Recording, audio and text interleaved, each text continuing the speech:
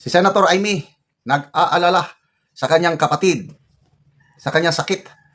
Sabi niya, walang nag-aalaga sa aking kapatid. Pinapabayaan nila, mga nakapalibot sa kanya. Walang nagmamahal sa kanya. Makita mo talaga yung puso ng isang manang na nagmamahal sa kanyang kapatid. Pakinggan natin.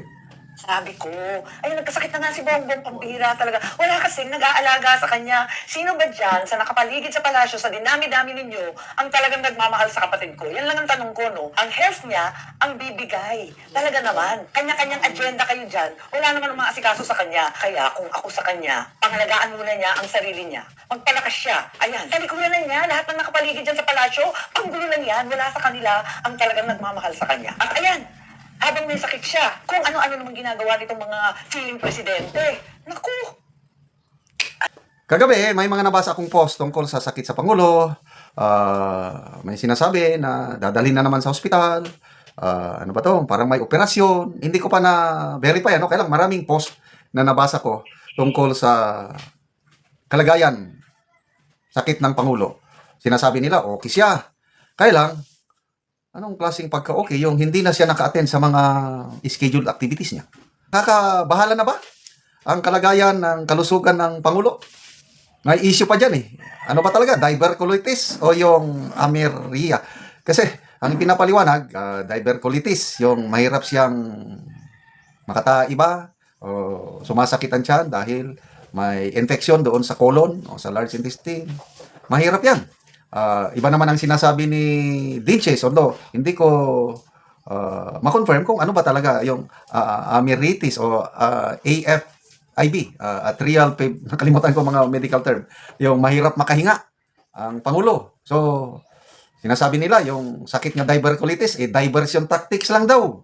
Ang daming mga haka-haka na sana maglabas sila ng medical certificate galing sa St. Luke's para malaman ng taong bayan ano ba talaga ang kalagayan ng Pangulo. Ang pahayag ni Auntie Claire, o pahayag mismo ang Pangulo, nagsalita na okay lang daw siya. Huwag kayong masyadong excited. Sabi pa nga ng Pangulo, nagbiro sa mga excited na something bad will happen to him. This is not life-threatening. Maganda naman. Sana nga hindi life-threatening. Kaya lang dito, balik tayo kay Senator Amy. Kahit binulgar niya yung nalalaman niya na kalagayan ng kanyang kapatid sa paggamit ng yun ang coke o pulburon, marami ang bumatikos dito kay Manang Amy. Hindi daw yun gawaing Pilipino, sabi ni Senator Lacson. But to me, kanya-kanyang pananaw lang, pagmamahal ang nakita ko dito kay Senator Amy yung ginawa niya. Una, mahal niya yung kapatid niya dahil alam niya kung ano talaga ang kalagayan ng kapatid niya. Kaya hinihikayat niyang iwasan na yun, magpahinga na. Tapos mahal niya ang taong bayan. Mahal niya ang kaya nga humingi siya ng patawad eh. Nung una, galit ako kay Senator Amy nung nagsalita siya sa Iglesia ni Cristo Rally.